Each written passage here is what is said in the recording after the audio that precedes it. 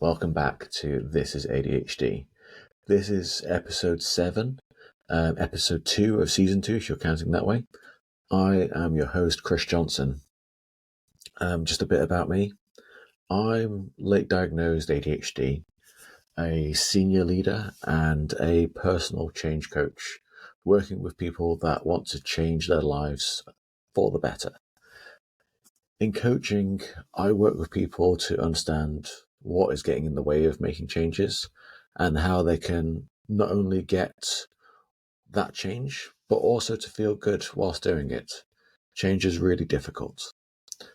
I usually work with people over a series of sessions, but in This is ADHD, I use those same coaching skills to have a real conversation about what it's like to have ADHD with a person who has real ADHD. The conversations in This ADHD are about putting a face to the name, label, or diagnosis of ADHD and showing that ADHD can't be described in a single conversation with a single person, and that whilst my ADHD is almost definitely different to yours, both of us are equally valid. In today's episode, I'm ODD Greg. I'll be talking with my co-host ADH Greg, and we're going to be talking about oppositional defiance disorder, ODD. If you are a new listener, you probably already know Greg from TikTok, but if not, for the regulars, Greg is an authority over on TikTok, and he has come today to share all he has about ODD, and it's a really good conversation. I want to make sure that everybody feels safe in this podcast, from myself and my guests, but also the people that are listening, so you. And to that, I'm going to start doing content warnings in this section of the podcast, just in case. And so today, the content warnings are going to be discussions about rejection sensitivity dysphoria, and there's going to be emotional reactions. There are references to childhood trauma. There are experiences with authority figures, and there are personal experiences related to therapy. That's content warnings. I hope you're still with us. If you want to go grab a coffee or a tea, sit back and we're going to get straight into it.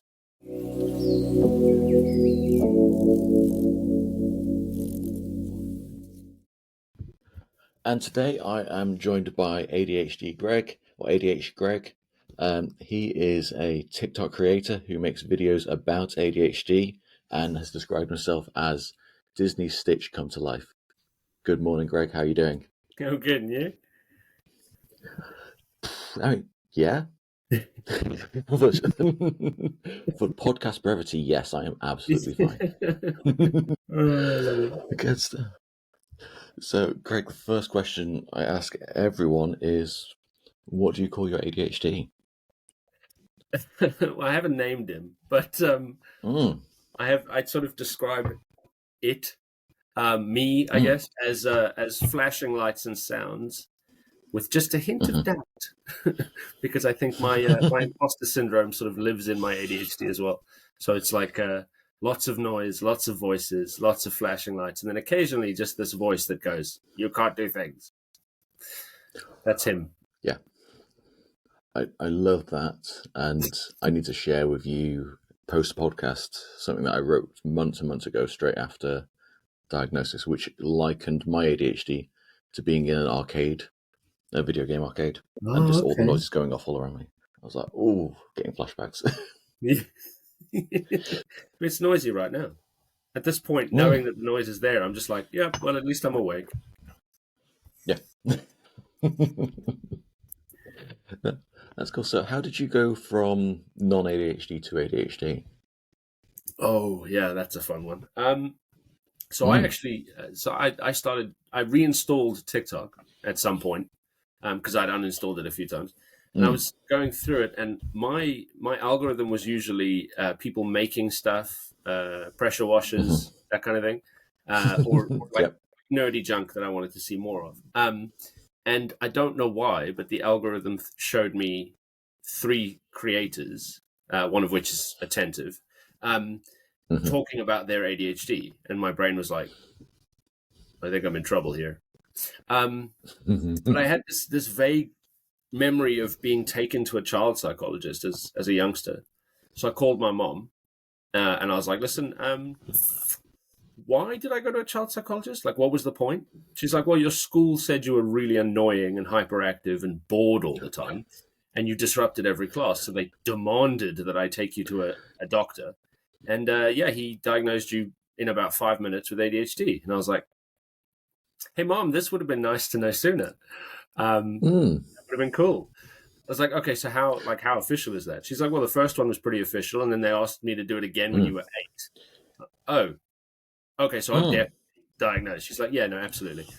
But she said there was a period after I was diagnosed at 5 where they gave me Ritalin, and Mm. it seems Greg's brain does not like to be heavily medicated, because Oh, okay. apparently they would medicate me during the day at school, but then when I got home, the medication would be wearing off, but there would be the side effect of that sort of zombie feeling, that sort of numbness. She said I used to hurt myself so that I could feel something. I used to punch myself in the leg really, really hard. I used to stand in the corner like a horror movie kid and just stare in Mm. the corner. Um, and she said when I stopped reading, because that was my first ever hyper Mm. focus. My mom taught me to read before I went to school. I was obsessed with it. She said when you stopped reading, we took you off Ritalin. I was like, that's very sweet. What about the punching myself in the leg part? She's like, well, we were hoping that wouldn't do much. Like, you were 5. It's like, cool. Hey, mom, remember how my right leg is damaged? She's like, that might be why. Mm. Like, yes, thanks, mom. Thanks so much. So yeah, that it was sort of a memory block. I had no idea this had happened. And then at 35, I'm on the Mm. phone with her like, "Oh, so I really have ADHD." She's like, "Yeah, you've had it your whole life." I'm like, "Yeah, mom, we need to have a word." Yeah. It's a lot more serious than you think it is. Um, So I've been re-aware for about 6 months. and 6 months. Yeah. So you've got so much content about ADHD. I assumed you'd been diagnosed for 4 years. Well, you've been diagnosed for years, haven't you? But Yeah, but I knowing you wasn't had a aware of it. diagnosis. The TikTok's only like Mm. 3 or 4 months old. I Oh, just I wow. just dove in. I mean, the grief hit really hard, Mm. but my wife is so supportive, and she was like, "Well, what do you want to do about it?" And I was like, "I've always wanted to make a TikTok, but I'm terrified because nobody's going to care." And she said, "Well, Jesus, just do it." She's like, "Listen, tell you what, I won't even let you Mm. know when. I'm just going to jump out with a Mm. camera on, and you just react." And I was like, okay, I guess, because like rip the Mm. band-aid off. If I think about it too long, I Mm. won't do it." And that's where the first video came in. She was just like, "Hey, Greg," and then just asked me a question. And it's been running like that ever since. Like that's now the rule. Like, don't tell me what you're going to ask me. Don't inform me. Let me react naturally, because I Mm. obsess so much that all that data is in my brain anyway. So all I need is a trigger to start talking about it. I think that's something that I recognise in myself and others is that you find out about ADHD as an ADHD and it becomes your identity for a little while. Yeah. You start to define your actions by Mm. the condition until eventually you start to go, well, because there's a lot more in my childhood than just the ADHD, and it was a job of trying to separate one from the other, because there Yeah. wasn't really a whole lot of support for ADHD. It still really isn't enough. Mm. But I needed therapy, and Mm. we realized that I needed therapy for a lot of other things, and then the ADHD was on top of that. But some of the private health coverage things that you can get through companies, Mhm. they specifically don't cover ADHD. So I got a really good therapist, and I was like, "Listen, we're here to talk about ugly stuff, but also I have ADHD." And she's like, "Well, technically that's not covered. But tell you what, what happens in a therapy session stays in a therapy session, right? So they don't know what we're talking about. So we'll talk about whatever you want. I was like, oh, that's very helpful. So we've sort of covered it a little bit, which is nice. That is really nice. But it's trying to figure out like what's ADHD, what's learned behavior, what's just my personality, what's the trauma that I'm trying to deal with separately. And over time, you start to realize that, well, you were born with ADHD, so kind of all of it is ADHD. Like your reactions have always been from that position, which made it a lot easier to just say, okay, well, it informs my decisions in terms of it's the basis of how I react, but it doesn't define everything I do. I don't love Warhammer because I have ADHD. I love Warhammer because I love sci-fi. I love sci-fi because I obsess through ADHD over a topic so long that I fall more in love with a thing than perhaps a typical person would. Yeah. I think it's that thing of like our interests are all consuming sometimes. And yes. Yeah.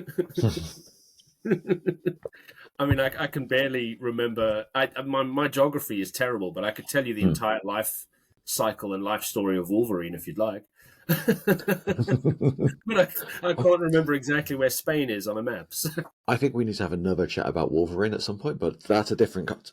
Oh, yeah. Probably yours. Much longer. That's 5 hours of deep dive. So today, you've kindly agreed to come on and talk about ODD. Yep. So, ODD Greg, what is ODD?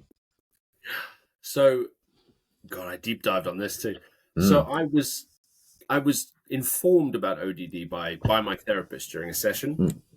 So I said, all right, well, I'm going to go away and read about that. And 5 hours later, ODD is oppositional defiant disorder. Many people have told me that grown-ups don't get ODD, but of course they also told us grown-ups don't get ADHD.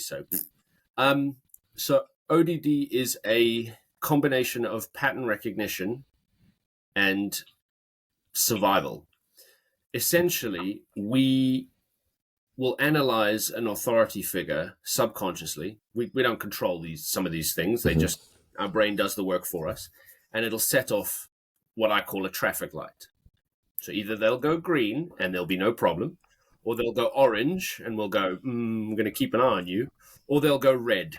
And that's when the ODD is like, right, you don't deserve respect. You don't deserve my obedience. You are not very good as an authority figure. So I am not going to see you as an authority figure, and I will never regard you as such. And our interactions will be based on that. So for some of us, if there's abuse in our childhood, that someone caused it, right? And that someone is usually an authority figure. So in the nicest way, fuck you. Like, you're not an authority. You're just a person, and I don't need to respect.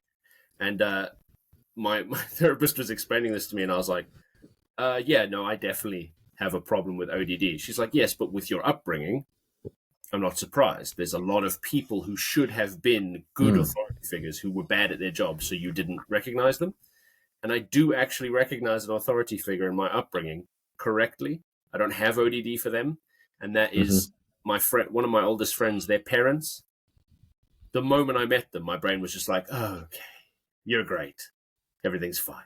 But teachers, parents, members of my family, bosses, my brain just went, listen, like, I understand how our interactions are supposed to work, but I'm not recognizing your authority because you suck at it. And that's it. That's sort of the basis of ODD, is like, I'm deliberately not recognizing your power because I feel like you're abusing it. But the thing is, that's a conscious description, but actually our brain does it. You almost feel it happen and you go, yeah, no. And with people watching the news and stuff like that, strikes in Hollywood and stuff, you start to see these people who are in positions of authority, and your brain just instantly goes, nope, not you. Someone else maybe, but not you. And that's sort of where that baseline of ODD kicks in. Now, kids do it a lot. But again, when we were kids, it was, you're a brat or you're belligerent. You're like, no, the kid doesn't know why. That thing happens subconsciously. The kid's brain has decided, not you. And it's fascinating because it's like we've already prejudged our betters and gone, yeah, not good enough. If you were better at your job, we'd have a different interaction, but you're not, so I don't want to. And it's interesting because I immediately want to go, is it always right? That internal sense of going, you're not good at your job. Have you found that it's always true? I have found, and there will likely be some people who will see this, I have found when I was young, and now looking back in hindsight, when I was young, it was perfect. It was absolutely spot on. Now, I don't want to say that it's always right because there are variables, but that traffic light system has saved my life repeatedly. And I know that it works because I have ignored it, because you can just say, well, I've got a red light, but I'm sure I can change them. When I've ignored the traffic light system, it has caused me serious harm. So I'm now looking at it going, okay, so maybe it was always right. I just couldn't tell which variable I was paying attention to. How does that kind of impact you on an ongoing basis then? I think it allows me the ability to be more agile with my interactions with people who may not have my best interests at heart, or may not have anyone's best interests at heart. I think knowing that you might be interacting with someone who doesn't care about your existence going forward will allow you to either move away from or work around that person. Because like when it comes to working, if you've got a job and it's the only job you could get and the boss sucks, you start to learn how to not get seen by that boss, not to interact too often, not to create conflict by having an interaction where you will upset them because, in this example, they suck, so you don't really want to accidentally blurt out something. So I think it allows you to move through the world more sort of safely, more defensively, and make an interaction decision early on. It's like an early warning system. You go, right, well, this is how I'm going to approach it now because my brain is not going to be nice to you. So I need to move around and just not cause too much trouble. But I think it's also a really good system for protecting ourselves from further harm. I mean, many of us are traumatized in some way or another. I mean, we know the statistics about interactions. ADHD and autistic kids get treated completely differently, and that creates long-term problems. So if you can recognize that early warning system, you can avoid more of those problems. Is it always that way to an authority? Like, is it always to a boss, or could it be? Because what I'm thinking is, I feel like I've had this with peers as well in the past of saying, actually, you have no control, you have no official authority, but I'm just not going to agree to anything. I'm just not going to interact and engage with this because I don't believe it's the right thing. And nope, you can't convince me otherwise. Yeah, I mean, from my research, it was specifically authorities, but a lot of the research does speak about ODD in children, and by that extension, everyone's an authority at that point. Yeah.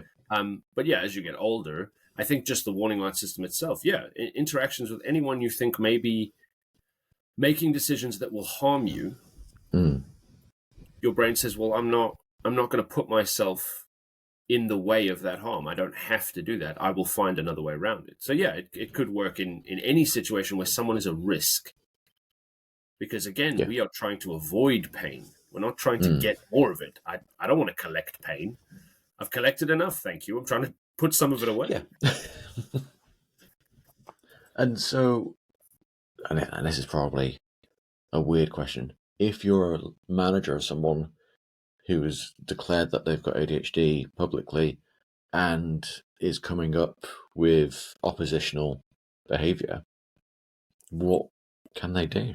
I think it's important to speak about ADHD in less concrete terms. I do it all the time. I'm guilty of it, but we can change. And sometimes we are, because we're high anxiety, we're high fight or flight. So our decisions feel concrete because in the moment, once the stress kicks in, it's live or die, right? But in situations like that, if you're a manager and you have someone who is sort of exhibiting that ODD thing, you could have a discussion. You could put all the pomp and circumstance aside and just be like, listen, we're definitely off on the wrong foot. Can I help? Is there something I did that I could adjust? Am I hitting your ear wrong? Am I presenting in a way that you are seeing as threat?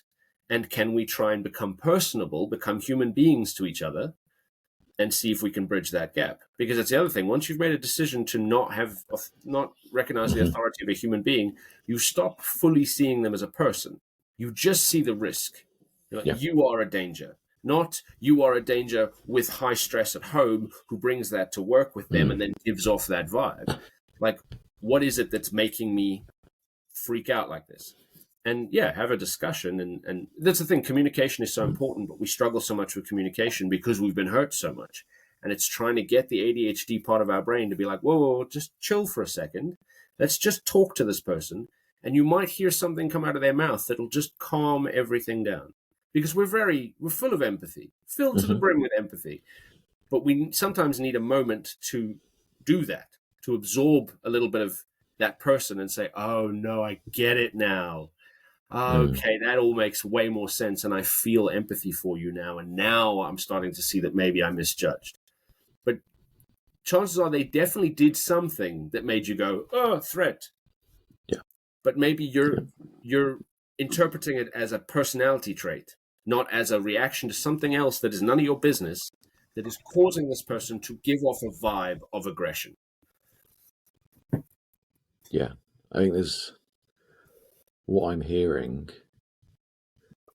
is, how do I phrase this in a nice way? It's almost that thing of saying, like, if you are a line manager or if you're leading people and you're seeing this behavior of telling us what your problem is, like, what's your problem, mate, and being authentic about it, because we pick up on bullshit really fucking quickly, and then say, well, if you tell me why this is important, if you tell me what's driving you, why this is emotionally relevant, I'll totally support it. I'll totally go for it. But if you're going to kind of obfuscate that and say, actually, we're just going to talk about the process, they go, okay, but the process is stupid. Yes. Yeah. And it's that phrase, because I said so, because I'm the boss. No.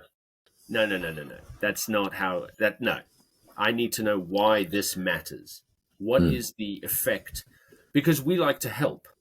Our brains seem to be wired to be of help to somebody.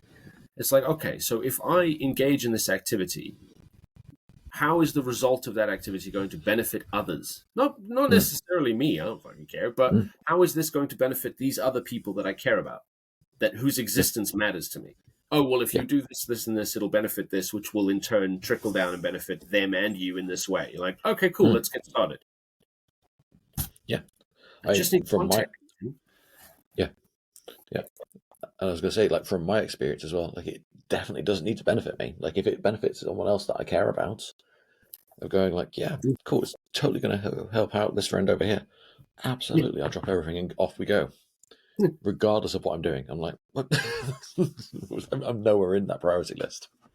Yeah, like, sometimes to our detriment, but like if somebody says, listen, your colleague, that colleague you get along real well, listen, his kid's a little sick, so he's gonna have to take a couple of days off, but we don't have anybody to cover his section. You're the only one who knows how to do it. And if we don't cover his section, then when he gets back, he's gonna have this mountain of stress to deal with. I'll be like, okay, well, I'll cover his job and mine.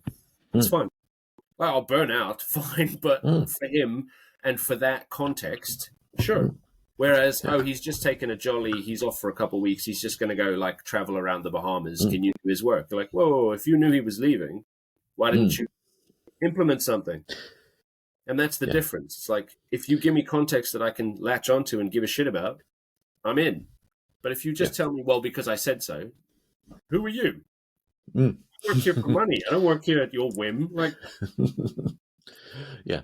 I think it's almost that thing of, I'm hearing, with that example there, I was like, this sounds like a you problem, right? It's like if someone came to me with that thing, it's, why is it a me problem? It's almost that thing of, if you're like in this situation of going like, how is it an us problem? How is it an our problem to solve together? Yeah. Like, don't come with me and say, you need to do it this way. Going, I'm really stuck. What can I do? How can you help me? And definitely, I'll roll out the red carpet. Yeah, how can I help you? Not how can Yeah. some generic anybody help you? Yeah. Yeah. Yeah. I've got a personal theory as well about ODD. Okay. No literature to back it up. But I think there is a relationship between rejection sensitivity dysphoria and ODD traits. Okay. Interesting. Yeah, because for RSD, there's two main presentations. Other presentations are valid. There's the presentation of people pleaser, which I kind of fall into, of going, okay, cool, I'll just do this thing because I don't want to be rejected. Or there is the fuck you, I'm not going to do anything. I'm going to reject you before you can reject me, and I'm not going to engage. And so what? I'm never rejected. I'm safe that way. Yeah. Yeah. If I shield myself, you can't reject me, Yeah. But if I make you happy, you can't reject me. Yeah. But yeah, neither one is entirely functional at its extreme. It's like, the thing is, the rejection sensitive dysphoria, that part blew my mind. Learning about that was life changing. Like, oh, that's why I get so mad. But yeah, it's that that element of like, if I over love you, you can't leave me.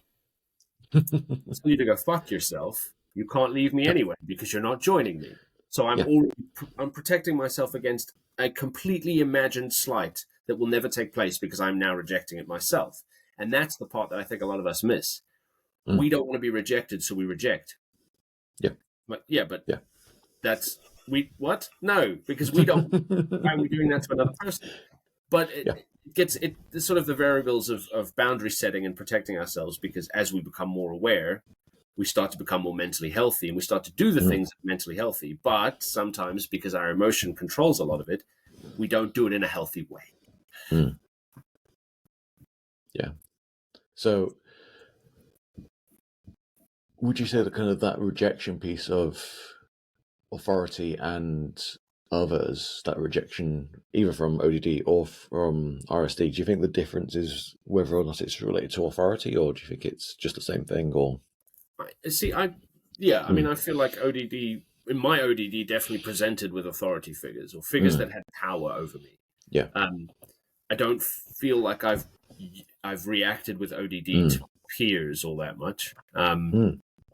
But that's not to say that it won't do that. It's just that I don't feel like it's something I've experienced. No, I was expecting you to go, no, definitely not, and you're terrible and awful. So cool. And so,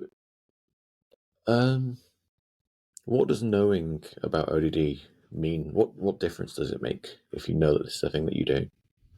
I think it's part of the learning the traits that I think we were judged a lot before diagnosis by our peers, by our colleagues, for having certain reactions to things that don't line up with the norm. I think once you start to understand what it is you're doing mentally, whether you're consciously capable of controlling it or not, when you feel that reaction, you now have a name for it. You have a definition for its parameters. And you can then say, well, I know how to control this. I know how to pull it back or let it go, depending on the situation, for the betterment of this interaction for me and perhaps for others. So knowing what ODD is and knowing why it is and knowing what you can do to limit its exposure in situations you probably shouldn't just let it ride. I think it allows you personal control, but also it's a practice, right? You start to understand how to make this muscle work properly, as it were. Not for others. That's the thing with this whole ADHD journey, is like, I'm not trying to be better for anybody else, really. I'm trying to be better for me, because I can't keep living in extremes all the time. I need to be able to have control over my own brain. It's my brain, after all. I should be the one who decides what it does, right? Yeah. So knowing that you're going into an interaction and you feel that hit and you're like, oh, scratching that ODD, why are they doing that? You start to understand a person and their effect on you as well. Because you're like, well, he set off the warning system, so something's wrong. Something about this isn't working for me. If I pull the ODD reaction in and wait, I'll get to see it. If I don't bite his head off now, he's going to let slip. And suddenly I'm going to understand why my warning system kicked in. And then you start to understand a person better. And then you start to understand what you're going to do around this person going forward. It's a way of understanding that this is what that feeling is now, as opposed to, fuck this guy. Like, why? Like, I don't know. Just no, I don't like him. Like, okay. Yeah. But now that you know what that is, what that definition feels like, you can see that, you can feel the feeling happen and go, oh, okay, let's pay attention. Let's see what happens next. Same with RSD. Somebody says, listen, I need to cancel our plans tonight. Back in the day, you're like, what did I do? Why would you cancel these plans? Instead, now that we know what RSD is, somebody says, listen, I've got to cancel my plans tonight. And you're like, okay, I know that's RSD. Let's just let it ride. See what happens. Why? Why are you canceling the plans? You don't outwardly project your rejection so quickly and then like completely mess up the interaction. You say, okay, well, I definitely feel rejection now, but let's see. Let's get context, right? Because then that might soften that sensation. So it's that ability to sort of say to yourself, well, now I know what it feels like, and I have a name for it. It's like when you kick a coffee table and you're like, well, my foot hurts. My foot hurts because I kicked the coffee table. Now it's like my chest hurts because someone rejected me. But they may not be trying to reject me, because we react so big to rejection, even if it's this big to someone else. So it's understanding that all of our emotions sit much higher, and you have to sort of, hang on, guys, let's find out why. Let's not blow up. Oh, okay, that actually feels better. Now that they've explained themselves, now that there's context, okay, not as rejected anymore. Okay, we're good. Yeah. Because I think what I'm hearing and reflecting on myself, I don't know if this rings true for you as well, but the behaviors that we learn for responding to the ADHD alert system, like those triggers that come into us of going, something's wrong, we need to do something. We learn those behaviors as kids, and we learn them primarily before we can cognitively think, and they almost become like muscle memory. And there's that thing of saying, as an adult, you still have those triggers. Those behaviors are now a choice, and you've got more options because you're no longer a child. Yeah, and I think we treat kids crap, or at least they did in the 90s, but we also are starting to understand that they're kids. Kids don't know their brains properly yet. Don't get me wrong, I'm not going to say kids are idiots. They're not. But their emotional regulation is, they essentially blow up so that the parent can explain, actually, you should probably, for your own sake, blow up a little lower. So you learn how to emotionally react to things from your parents. But because, like in my experience in the 90s, nobody knew a damn thing about ADHD properly, and you blow up, and nobody's really putting you down in any real context. They're just saying, that's too much, stop it. Just stop being like that. So you start to internalize everything. And then, as with many of us, you hit your 30s or your 40s, and somebody says, by the way, you have ADHD, and you realize that you've spent 30 years of your life not self-aware. So you have never exercised the muscle required to understand yourself better and adapt your reactions accordingly. So we have always been too big for 3, 4, 5 decades of our lives. And now suddenly we have to learn something that we should have learned when we were children. Now we have to adapt. You're like, yes, but now this has been me for so long. I don't know how to change that reaction. I don't know how to turn that muscle around. Yeah. Yeah. And what jumped out at me when you were saying that then was, we are told not to do the thing, but we're not given the options. Well, at least in my experience, I wasn't given alternatives. I wasn't given understanding of saying, actually, I see that you're having a big emotional reaction at this point, and no, we're not going to engage with that, and you're just a kid, and off you go. I think there's, that thing of, if we can lean into those things of going, actually, this child's in distress, this child is actively being harmed by something in the environment or by a person or how they're feeling, let's be a bit more curious about it. Yeah. Well, I mean, children have ignorance. That it's not their fault. You were born into a world, and then they say, right, now we're going to, as it's our job as parents to teach you how to live in this world. But what we're going to do is phrases like children should be seen and not heard. Or why don't you go play outside away from me because you're annoying? And we do this thing where we unintentionally or even intentionally assume that children are stupid. They're not stupid. It's the same brain that everybody has, but this brain has no information yet. It doesn't know how to live in the world. You have to teach this little being how to adapt and overcome things every day. And I think a lot of how many of us are raised, I'm seeing it differently now with a lot of how sort of my generation is raising their children is very different and very joyful and hopeful. But older generations, it was just go to school and let them teach you. You're like, no, the school teaches us how to count and where things are. You teach us how to live, how to be a person. And we are learning, whether you like it or not, from the things you aren't teaching us as well. We're watching how you react. And because you're God, right, to a child, parents, God, your reaction must be the correct one. So if you are a narcissistic nutcase, we are going to turn out to mimic that. And if you are allowing people to walk all over you, we're going to let people walk all over us. But if you stop and engage with us and discuss things and give us context, we will start to learn critical thinking. We will start to learn how to adapt in the world. And we won't make it to 35 and wonder why everything sucked so much. Yeah. I think the hard thing with this as well is ADHDers, we usually grow up in neurodivergent households as well. And we are the children of the children of the children. And this stuff kind of runs deep, and no one was there for our generation, the generation before us, or the generation before them. And it's that thing of we're now just starting to make those identifications and starting to do that. But yeah, there is that thing of we were raised by people who didn't know how to look after themselves. Right. I have a neurodivergent mother. She didn't know. But obviously in the 90s, they would have told us she's not neurodivergent because women can't get ADHD, idiots. No, I was talking to my mom on the phone and I was like, listen, I've done all this research and I'm looking at my childhood and I'm remembering you in my childhood. And by the way, Mom, I know where I got my ADHD from. It's you.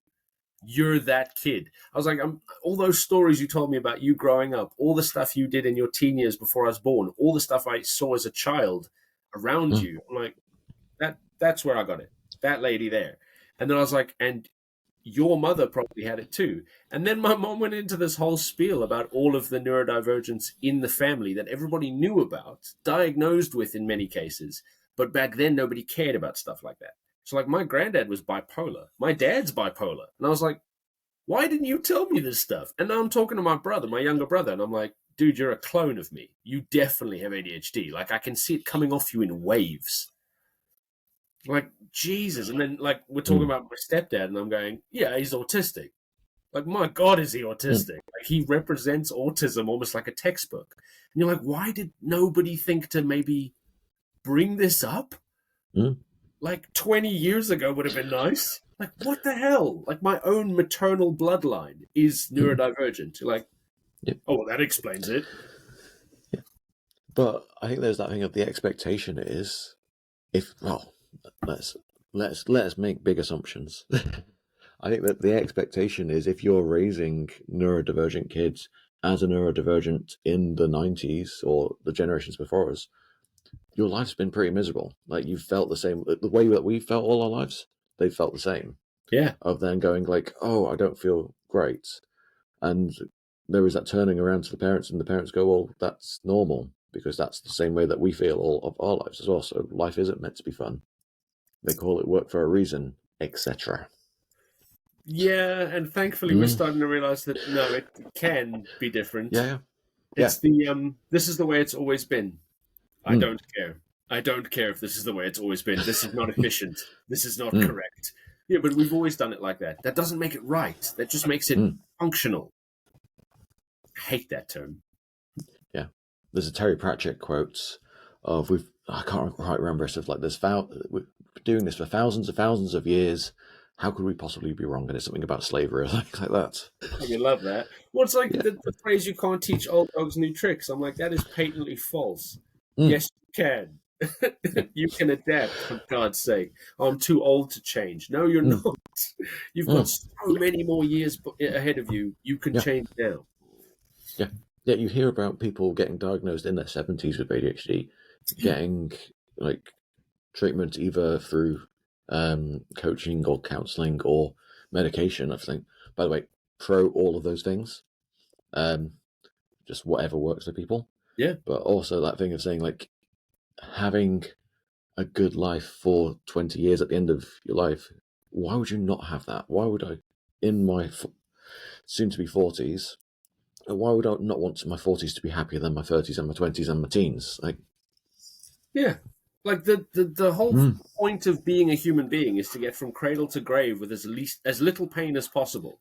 So if you've had pain for 40 years, do you not want to maybe reduce it? You maybe want to go the next 40 years without it? Like, why would you not want to change? And it can be done. I know a guy who was unfortunately, quite homophobic, or at least for many of the years I knew him. Very, very uncomfortable. And then his son came out as gay. And like overnight, he was like, oh, my perspective has completely changed because, now I get it. Now I understand. And now he's not. Like, he was spending 50 years of his life pretty homophobic. And now he's fine. Like, not homophobic at all. You're like, well, see, you can change. You can flip. You can be wrong. And I think that's the thing. Like, human beings love being right. That's part of our societal practice. Everyone wants to be right, especially now. I think it's really healthy to go, I'm not right about everything. I can be wrong. Tell me I'm wrong, but tell me how I'm wrong and educate me. Don't just say you're wrong, go away. No. Let's talk about it. Like, that assumption is wrong, and here's why. Oh, okay, cool. Yeah, thanks. That teaches me something new. It makes me change. That's great. Yeah. I think it's that thing of, my point's gone. Podcast by ADHDers, for ADHDers, with ADHD traits in there. Love it. What was I going to say? That was it. It was something around, we're all people. Yeah. And I think sometimes people forget that others are people as well. And I think there is that thing of, if you are denying people's right to exist, be that in a violent way or in a way of saying, actually, we're not going to make any allowances or accommodations or making space for you. Like, everyone is a person to someone. I'm saying, like everyone's, every gay man is someone's son. Every gay woman is someone's daughter. Like your friend there is a really good example. And then there was a friend of a friend saying, I finally get it, because this person came out and like, they were trans, and I saw the light because they were brilliant, and I just wish that was that. And they were like, well, what about if everyone was that friend to someone else? And I went, So it's the whole argument. I mean, unfortunately, it's been going for way too long. But the LGBTQIA plus argument, the people of color argument, my personal favorite at the moment. I watched a symposium, a discussion by a lady talking about the trans movement and how people have misunderstood it. And she said, well, if you look at it as a transhumanism movement, and the audience is like, yeah, we're with you. She's like, the human race started being transhuman, as in more than or different from transformative human beings, when some guy invented penicillin because we were supposed to die. And some guy invented medicine, a medicine that changed everything. She said, you think the trans movement started with people wanting to represent themselves correctly, physically and emotionally? It's like, no, yes, but no, we started changing the human experience long before that. If you want to talk about what's natural or unnatural, stop taking medicine, because it's not natural to prolong the human life. She's like, contraceptive pills, any contraceptive of any kind is transformative because it stops the human race. We now control how our body presents procreation. She's like, so stop being a dick about trans people. You are already trans in your own way. Yes, it's not transgender, but you are a transformed human being already. Stop being a dick to them just because you don't like that. Like, it's none of your goddamn business. But also, the human experience is not concrete. We don't get to decide what male and female represents as. If a person, I put it this way, you and I were born with ADHD. That is a mutation. Nothing wrong with it, but that is a mutation of the human body. We are different. Now, we had a use back in the tribal days. Great. But it is an evolutionary mutation. I have heterochromia. We think I have chimerism. So one of my eyes is two colors. That's a mutation. Nobody's telling me I don't get to have my rights.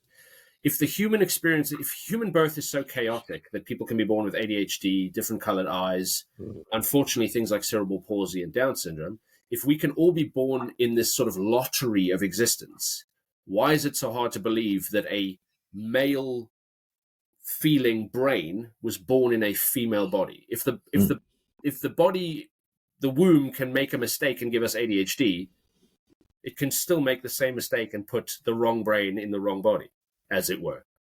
So then why is it unnatural when that person wants to make an adjustment later? Why is it unnatural that we need medication? That whole thing is just dumb. The human experience is not concrete. We don't get to decide what other people feel or how they feel they present. And that whole thing just sits in my brain all the time. The whole concept lumps everyone in as, do as we told you to do. Only this. Like, no, dude.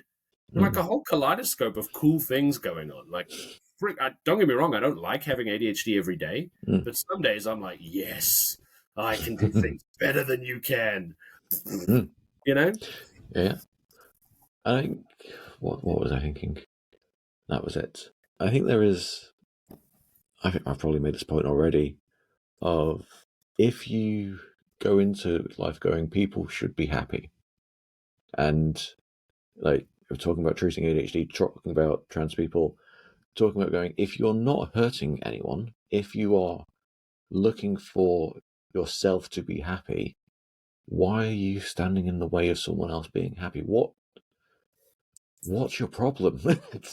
I just don't understand it, of going like, it doesn't affect me. You're not coming into my house and you're not taking all my stuff or beating me up or doing anything like that.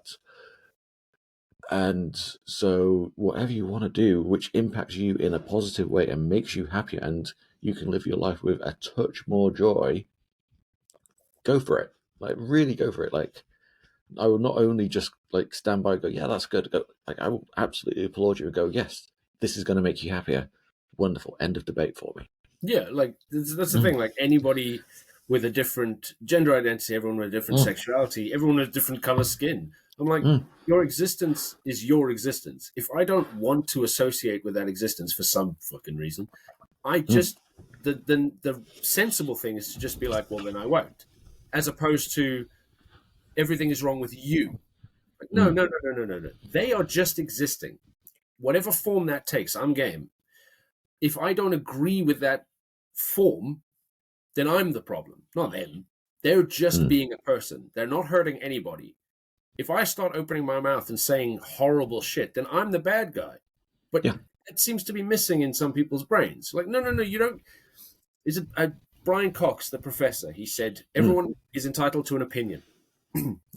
There is no further end to that sentence. It is not you're entitled to opinion and you're entitled to share it. No, you're entitled to have an opinion. Thin. And that's the thing, like, whatever form people want to take, whatever neurodivergence they were born with, whatever identity they feel they need to have, whatever they are that is outside of their control is none of my fucking business. Because we're born ADHD. People are born of color. People are born trans. People are born gay, etc. Right? They didn't choose this. This simply is their experience, their existence. That's not mine to decide. It's not mine to comment on. And honestly, if I could meet more people who are not like me, sweet. Because, like, I don't want to go through life being a straight white guy the whole time. I want to learn something about other people's experiences. Like, I'm not going to live long enough to learn it all for myself. Like, I need to interact with human beings. We're the same freaking species. Just want to talk to other people of my species. We're basically houseplants with complex emotions. Let me go and hang out with other houseplants, please. Yeah. Don't keep putting barriers between me and them. That's dumb. How am I? We're not solitary creatures. We know we don't function well alone. It damages us psychologically, mentally, everything. So we're supposed to be pack animals. We used to be apes. We're supposed to be together and hanging out and chatting and interacting. So stop friggin' putting barriers between that. I want to go and hang out with people I don't know. Yeah. It's one of the best things about having a TikTok. I'm just seeing these comments like, oh my God, I never considered that point of view. Please tell me more. Like, please, let's hang out. Let's talk. No, I don't think we're having a debate here. I think this is the problem. I know, right? I agree. Disagree. I agree. This isn't even a tennis match. We're just sort of watching TV at this point. Yeah. So I think like I'm kind of coming towards the end of the episode, going like, what are we learning? And I'm thinking like we've kind of moved away from ODD a little bit. I think ODD, we've covered quite well. I think we've kind of come down to that thing of there should be like respect and curiosity and acceptance and happy lives for everyone, and that should be the expectation. Yeah, and the systems in place that are supposed to provide support, I think those systems need to come from that same attitude of our purpose is to help, not restrict. And when people are saying, well, ADHD is becoming a trend, no, it isn't.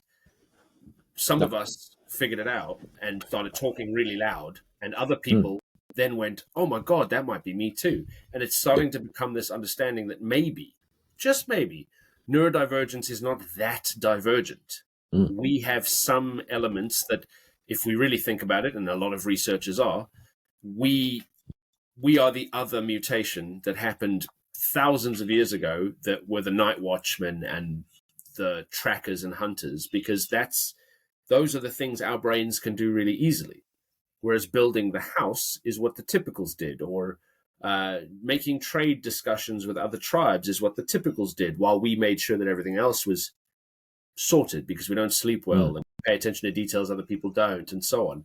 And instead of writing us off as weirdos, like, no, you're the other path that was required, and you matter just as much as anybody else. And it's that thing of like, oh, it's becoming such a thing. Like, no, there's probably a lot of us, a lot more than we considered.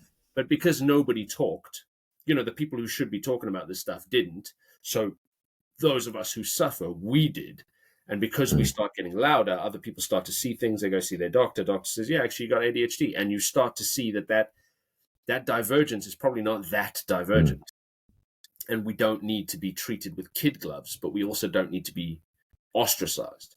And it's that combination that I think people need to really hone in on. We're not made of crystal, but we do need some help. Just like anybody else needed it, we need some more view, some more research would be nice. Yeah. And I completely dissociated when you started talking about cavemen, and I've got this thought in my head of a caveman millions of years ago, hundreds of thousands of years ago, I should say, of a neurodivergent caveman just really hyper-focusing on a couple of sticks of going, I will get fire out of this. I just need 5 more minutes. Right. Changed the entire human race because he wanted to rub the sticks together because he knew something was going to happen. Yeah. Man, you've been at this for hours. Like, just stop interrupting. I'm busy. Go paint a cave wall, would you? I'm trying something here. Yeah. If you could all just give me 5 more minutes, we'll have this fire going. And then what did I get? I got fire. See this? This is going to change everything. Like, damn it, we really, we doubted you, but we shouldn't have. Oh, that's brilliant. So, Greg, I think that is it for today. How can people get in touch with you, follow you, learn all about you? Oh, yeah. Okay. So ADH Greg. It's not ADHD Greg because the D is disorder and I don't like that word. So it's ADH Greg on TikTok, Instagram, Threads. And if you want to listen to the stuff I listen to, I I have my playlists on Spotify are public, and it's ADH Greg on Spotify as well. I'm taking a note of that. Yeah, so I've got like playlists, certain moods and stuff. So Go Nuts Guys are all public playlists. Yeah, that's how you find me. That's how you follow. That's how you watch. That's how you get a hold. And obviously, I will do all sorts of fun podcasts if anybody asks, because I love doing podcasts. But yeah, I'm around. You guys can message me and follow and watch. And yeah. Awesome. Thank you so much, Greg. Thank you.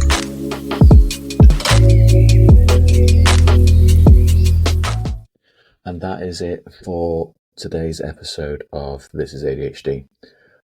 I hope that you have enjoyed today's conversation with Greg as much as I enjoy having these conversations. And I really like that I can both relate and differ from Greg in his ADHD traits. We're not the same, and I think that comes across quite well in the conversation. If you want to hear more from Greg and stay connected, make sure that you follow him over on TikTok at ADH Greg. Remember, only one day. And if you want to follow the podcast, you can find us on Instagram and Threads at This is ADHD Podcast. This is where you can find updates, nonsense, and you can also follow me directly at The Coaching Blacksmith. And also just feel free to reach out if you've got any suggestions for future episodes or guests. I really love hearing feedback about the impact that these episodes have. And if you want even more talk about This is ADHD or thoughts about ADHD, or you want to support the running costs of the podcast, at the moment I'm doing this all out of my own pocket, I now have a Substack as well. So you can find and subscribe at thecoachingblacksmith.substack.com. Substack is essentially newsletters, and there is a lot of free content, and there is going to be ongoing content, and there is also a paid subscription level as well. And any of the money that we get from that will go to the recording software and all the other costs that kind of come in with making this podcast. As always, thank you so much for joining me and my guest today. I hope this episode was interesting and useful.